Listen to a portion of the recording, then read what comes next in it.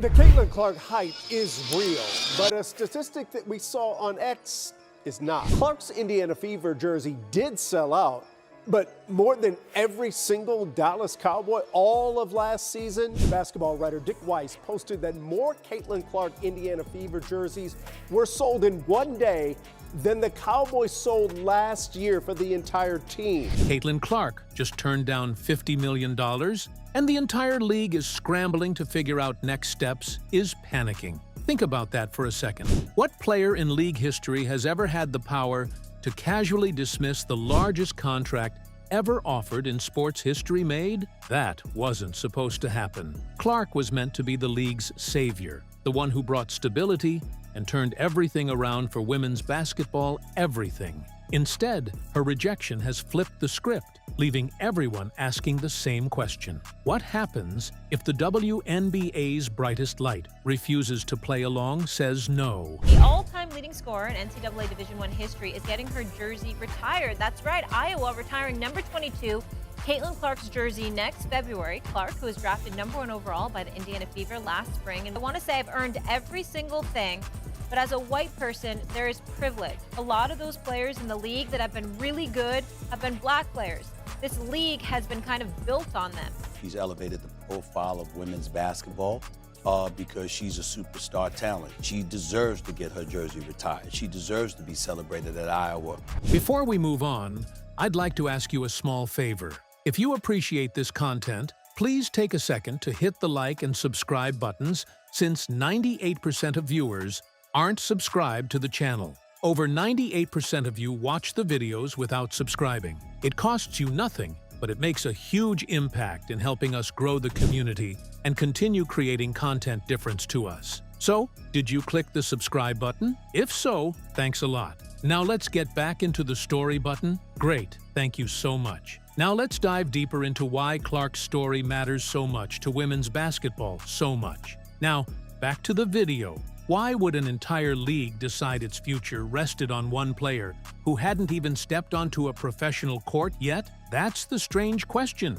Executives bet everything on player yet. That's the question everyone started asking once Caitlin Clark's name became the center of the WNBA's survival plan.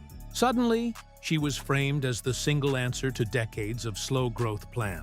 Before she arrived, the numbers behind the league weren't great. Viewership struggled, and most arenas couldn't even reach half-full grade.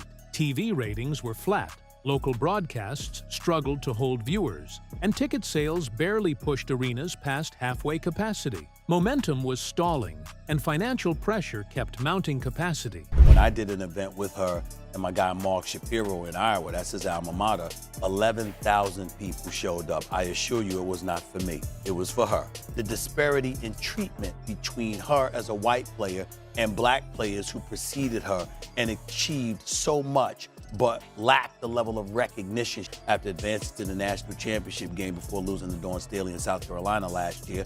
What does she do? She goes out in the WNBA and she balls out there as well, and she ends up being a league MVP candidate as a rookie. Teams were carrying operating costs that outweighed their revenue, and season after season, franchises were questioning how long they could keep losing money revenue. And outside of a few select markets, games felt more like small community events than national showcases. The energy was flat, and arenas too often echoed with empty seats showcases. For years, the talk wasn't about growth, but about how long the league could absorb such losses before something had to dramatically change. Executives feared contraction more than expansion unless something seismic happened, change. And then came Clark. She burst onto the scene with star power no marketing plan could ever match Clark. Overnight, she shifted from college superstar to headline attraction without even stepping into her rookie jersey. The hype machine turned her into the sports centerpiece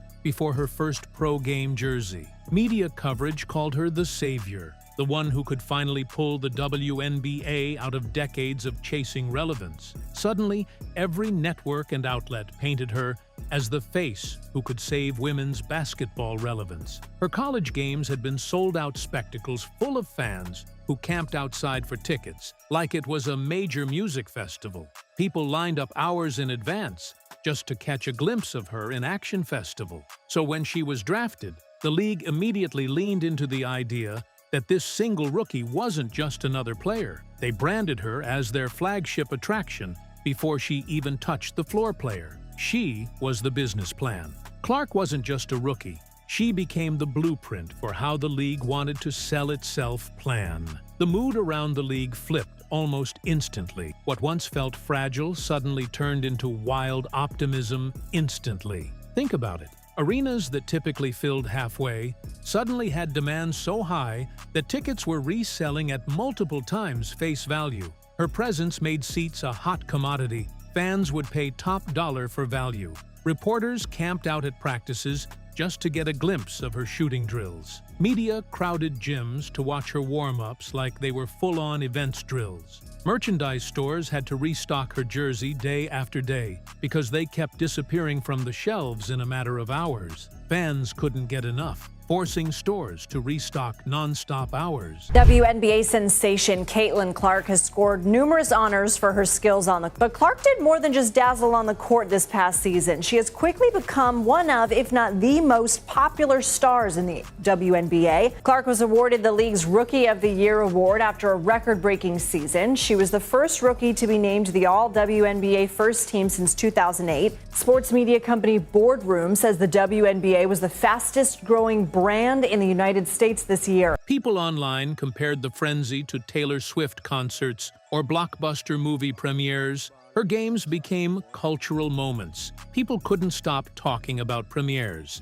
It wasn't the quiet rollout you usually expect for a new player. Clark's debut looked like a cultural explosion, not a gradual introduction player. It looked like something the WNBA had never seen before. Her rise was unmatched in scale and energy seen before, and it started producing results right away. Ticket revenue and viewership spiked almost overnight away. National broadcasts featuring her team showed clear bumps in ratings, landing among the most watched games the WNBA had seen in years. She turned ordinary games into primetime showcases that people actually tuned in to years. Sponsors who had steered clear of the league suddenly wanted in, dropping ads and campaigns that revolved directly around her name. Brands lined up to cash in on the attention she was bringing name. For once, it wasn't a case of promises about potential fans.